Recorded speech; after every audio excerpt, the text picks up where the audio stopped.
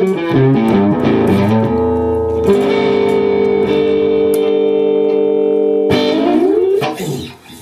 again, Jack Van Breen with the Squeaky Mesa bench from Guitar Showcase in San Jose on Totally Guitars. What I'm holding in my hands looks to you like a Les Paul. And from where you're sitting with your little 1024 by 748 screen, or maybe you're on an iPhone like I am on occasion, this looks like just about any other Les Paul you've ever seen. But this one's one of the custom shop VOS, or Vintage Old Spec. And what that means is the custom shop has been progressing ever since Henry turned them loose almost 20 years ago on trying to recapture the magic of those vintage Les Pauls. And at first they picked one, you know, they had one, and they measured it and all the specs about it, and they built one just like that. And people said, well, that was pretty cool, but that's not like mine. And so they went out and they researched and they looked at a bunch of different guitars, and what they found out was that in the 50s, perhaps the quality control wasn't what we've come to expect here in the 21st century. There was a lot of variance in the number of windings they put on the humbucking pickups or the P90 pickups. There was a lot of variance in the quality of the wood. This is a plain top. There were some, when they couldn't afford the good maple, which would have nice even grain, they'd buy the cheap maple, which would have that beautiful flame that everybody pays extra for now. Flamed maple, curly maple is actually sick wood, and that's why they used it, because they could get it cheap. There are some, me and Terry here at the store, that like the plain tops because we think they sound better. The operative word there being think. For me, I like the plain top. But, so they went back and they said, okay, they were doing R8s, R9s, R7s for 57, 58, 59, based on their sampling of one or two guitars. They went out and sampled a whole bunch of guitars. They got out the original patents that were the shape of the guitar, the way the neck tang was mounted into the body, the way the pickups were wound. And they distilled all that up, and they actually came up with some magic that when they do a vintage old spec, it captures some of that spirit. For a while there, they were overwinding and underwinding and properly winding the pickups, 3 different levels of pickups. And then they just take those wound pickups and throw them in a box and shake them up. So that when you got a guitar, the pickups wouldn't always be exactly the same, to capture some of the variances that came out of the 50s that made those guitars so magical, because they were all different. I've been telling people for years, you can't buy a guitar on specs, you have to pick it up and go and see if that guitar talks to you. Because especially with Gibsons, you know, people go, well, they're not very consistent. I go, no, what they're doing is they took this particular piece of wood and they listened to it and they shaped it a little bit different and they trimmed the neck a little bit different. They wound the pickups a little bit different. So this was the best guitar they could get out of this combination of parts. And it may be just perfect for me. And the bad news for my wife is, yeah, this one is actually pretty much perfect for me.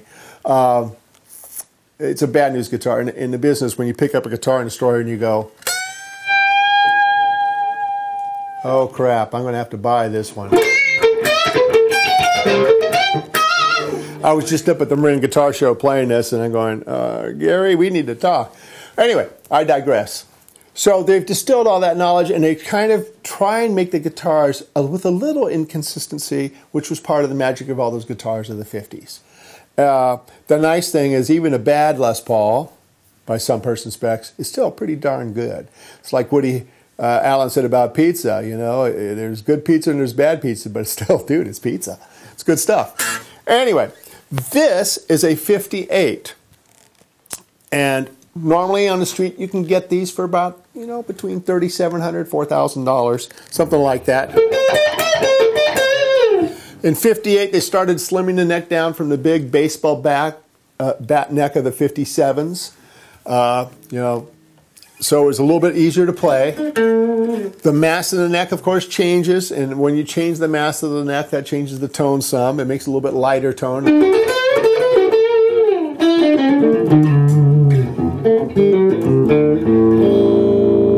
This is not good. I'm going to put this guitar down now because it may end up. Let me show you this next one. This is a 59. That was a 58 plain top. This is a 59 flame top, and I'm going to kind of pan through the thing here so you can try and see, because I know with video sometimes the flame doesn't show up exactly right. But this is a moderate flame. It's not as flamey as some I've seen.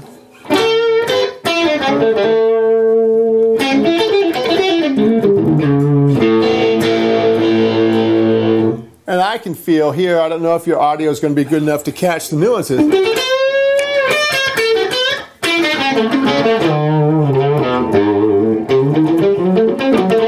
It's got a little bit more attack to it.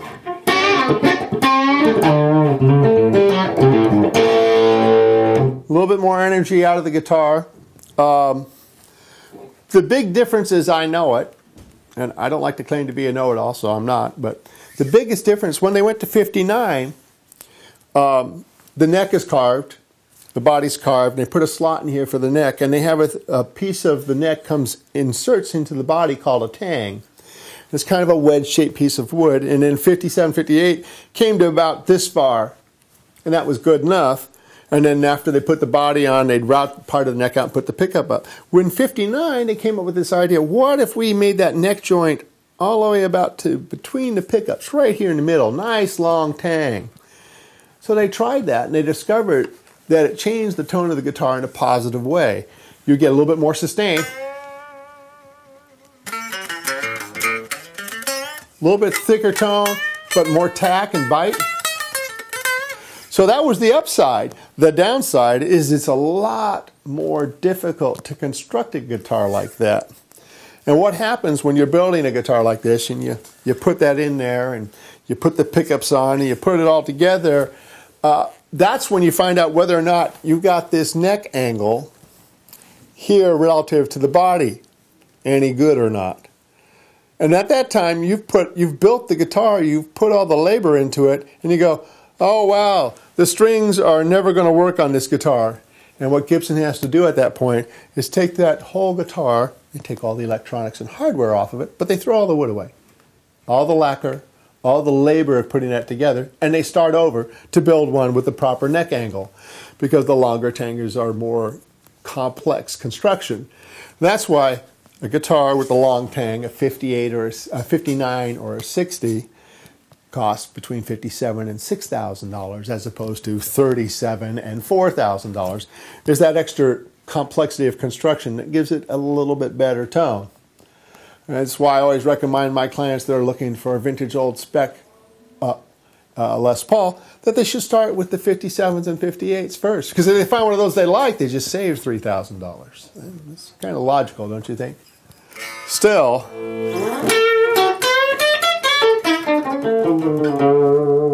yeah, I can play this guitar.